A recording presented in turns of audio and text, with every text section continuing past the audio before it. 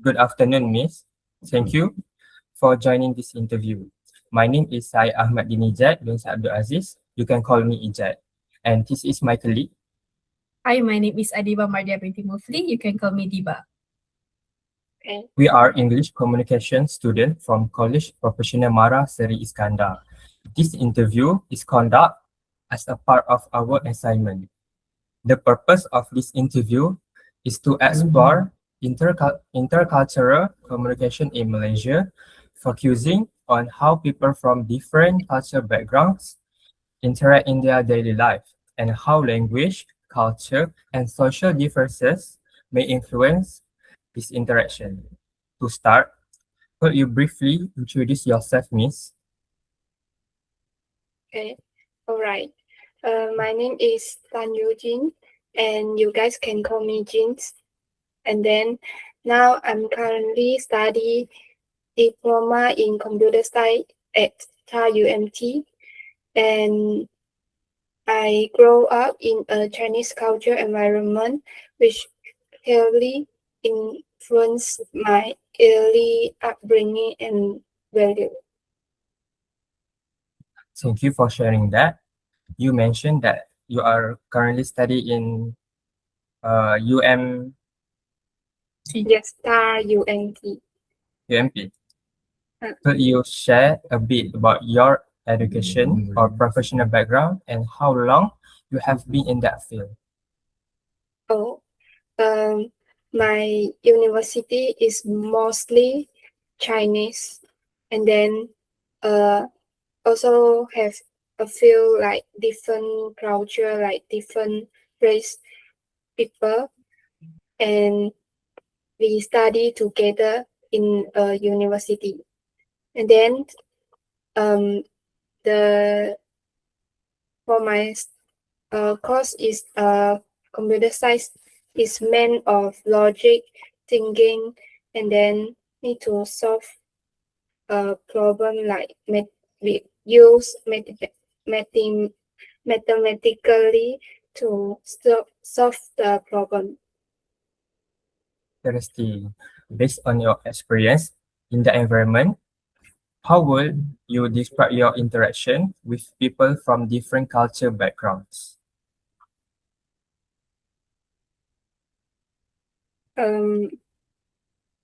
I think different culture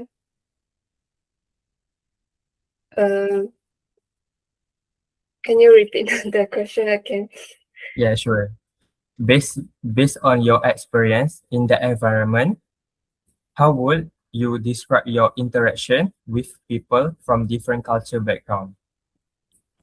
I think I can adapt like really good with different culture people because I as a Malaysian, I live in Malaysia, and the Malaysia is a multicultural country, so we really easily to like note like other person culture. Like for example, we know that Malay culture, like Indian culture, we all live together, and then we have more tolerance with other people, and then we can like talk. For example, we can use different language to talk. It depends what person we talk. I see. And from your experience, what kind of interaction usually take a place between people from different backgrounds?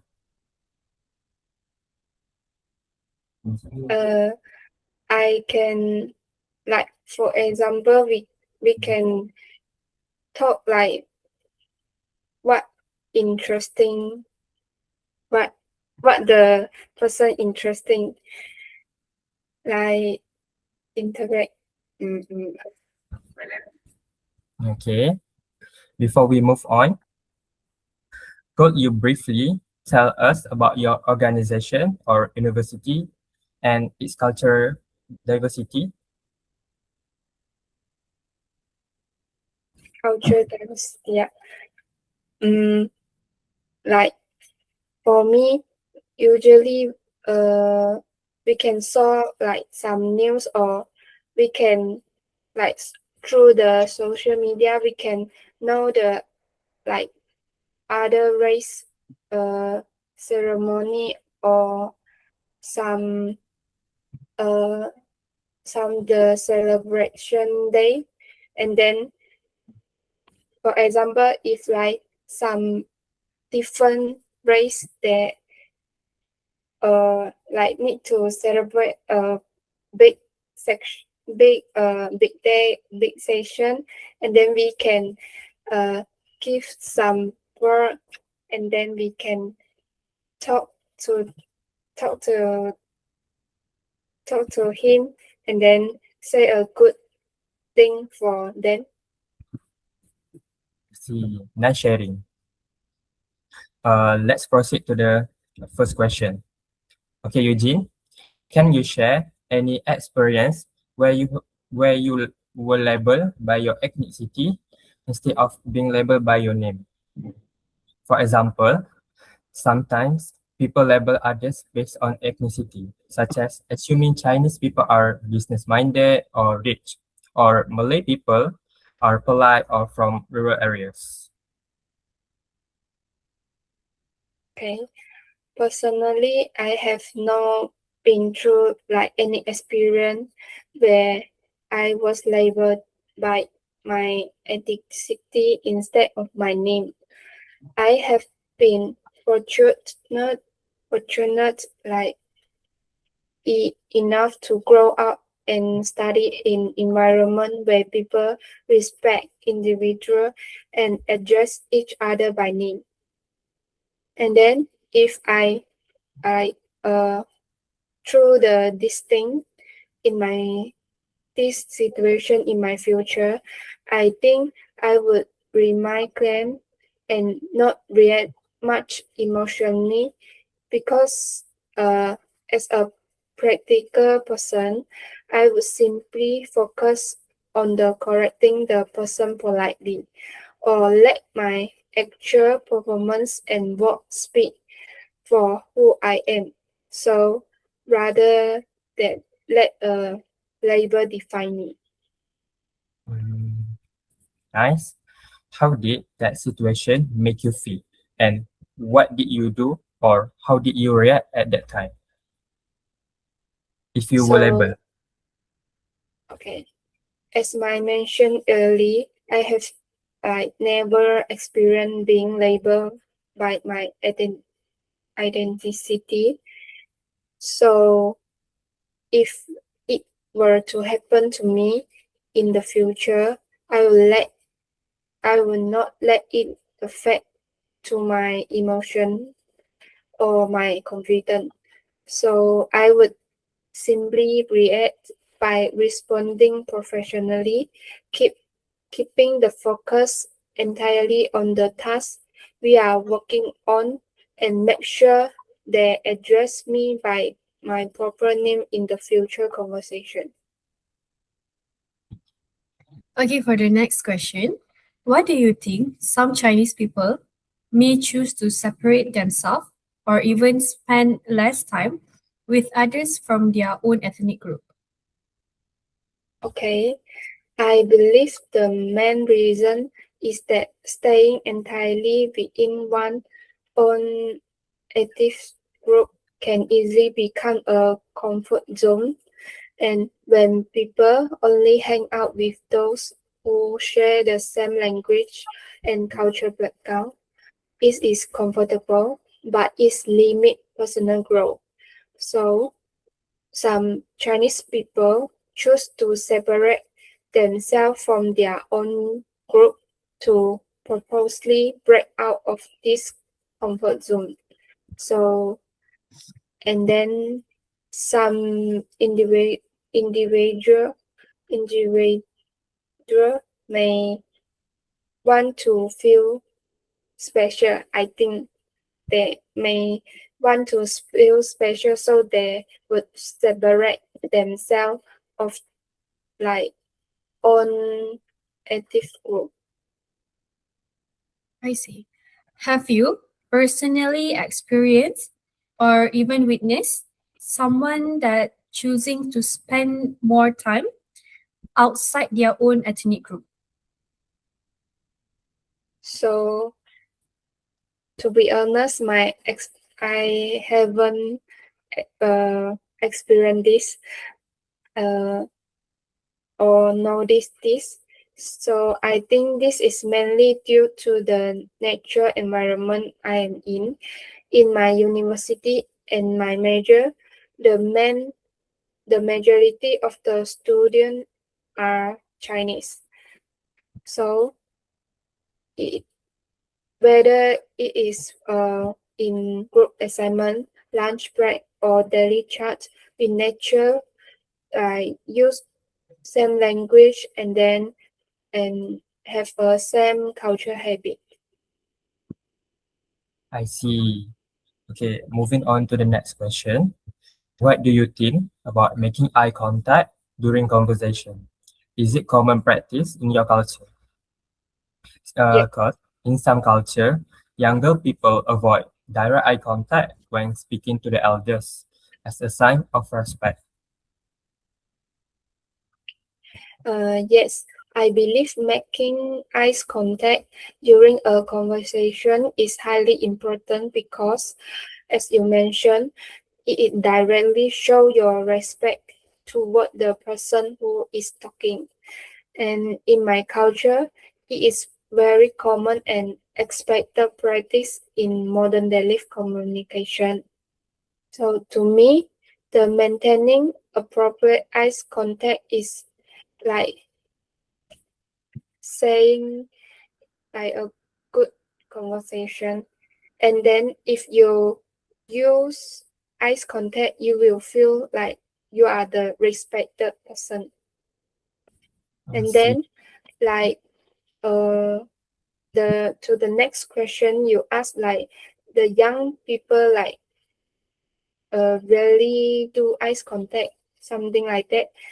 I I think the young people really use eye contact like to the profession, like because you don't use the eye contact with aggressive.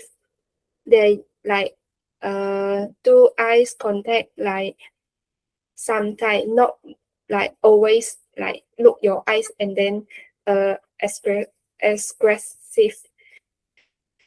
Yeah. Interesting. Okay.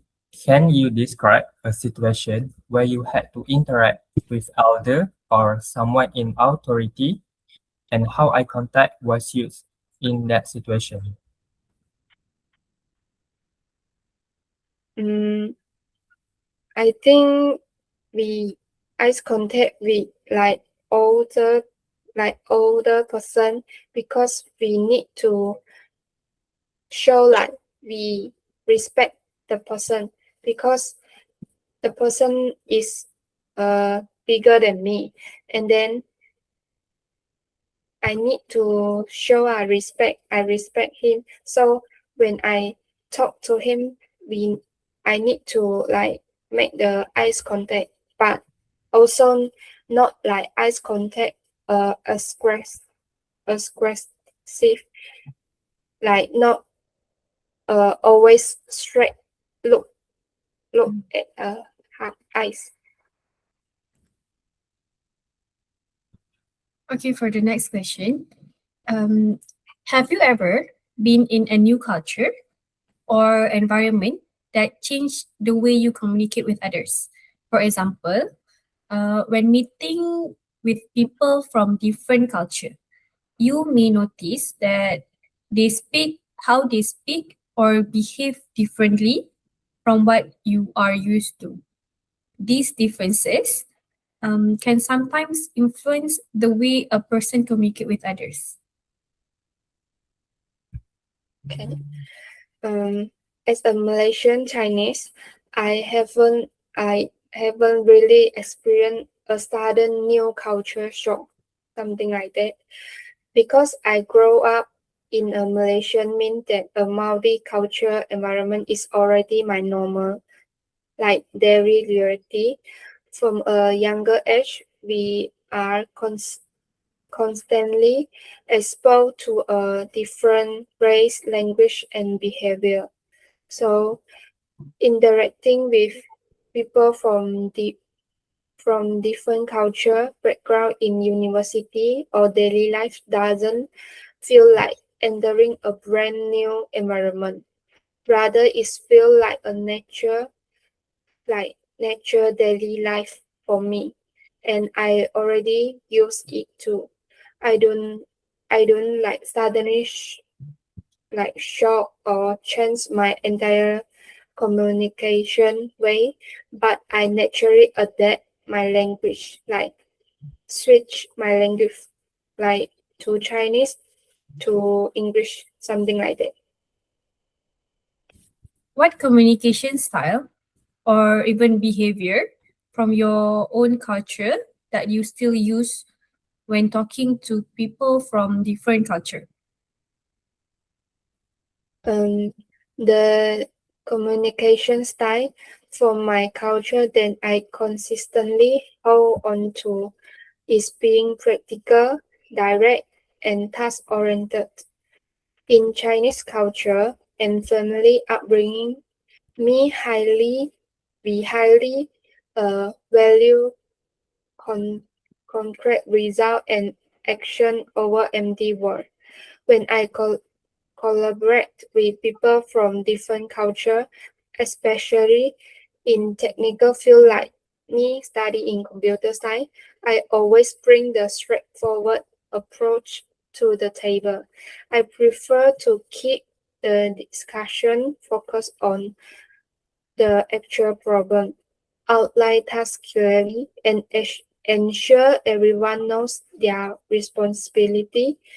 And I found that is fact-based and respectful directness work universally across all culture because it cut through language barriers and help us achieve group goal efficiently. Nice sharing. Let's moving on to the last question. How do you communicate with students from different culture background in university? In our university environment, I primarily communicate with students from different cultural backgrounds by flexible switching between different languages, such as English, Malay, or Mandarin, and depend on who I am talking to. Since I am a computer science student and we do a lot of group assignment, I prefer to use written communication platform like WhatsApp, something like that, chat message to bring it down, to bring the language, and then like we can all comfort to use the chat message to communicate. Okay. What challenge have you experienced while communicating with them?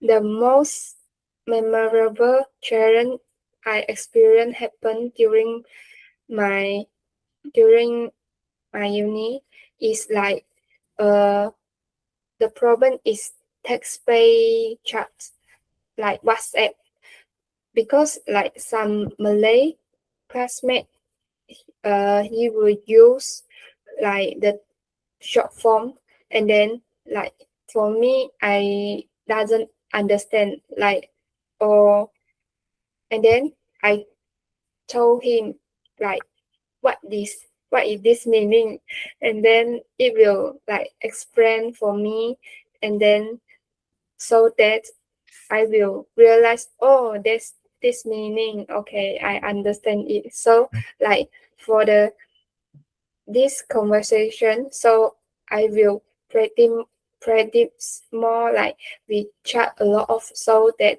I will so now I will like talk naturally and will right? So the chat message directly know the what meaning of this word.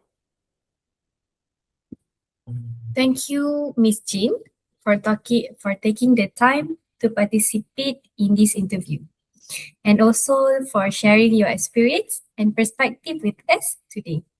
We sincerely appreciate your willingness to answer our questions and provide such thoughtful insight. The information that you have shared will be very valuable for our study in intercultural communication in Malaysia. Your response have helped us gain a better understanding of how people from different cultural background interact, communicate, and also build a relationship in multicultural environments. We have learned a lot from your experience, particularly regarding the role of language, cultural differences, and also mutual insights and mutual understanding in everyday interaction. Your insight will be contribute significantly to our assignment and also help us develop a deeper appreciation of intercultural communication. With that, we have come to the end of our interview. Thank you once again for your time, cooperation, and valuable contribution. We truly appreciate your participation and the knowledge that you have shared with us today. On behalf of our group, we would like to wish you all the best in your studies and also in future. We hope that you have a pleasant day ahead. Thank you once again and goodbye. Thank you once again, Miss. We greatly appreciate your support and participation in our research. It was a pleasure speaking with you today. Have a wonderful day and goodbye. Thank you. Thank you. Bye bye. Bye.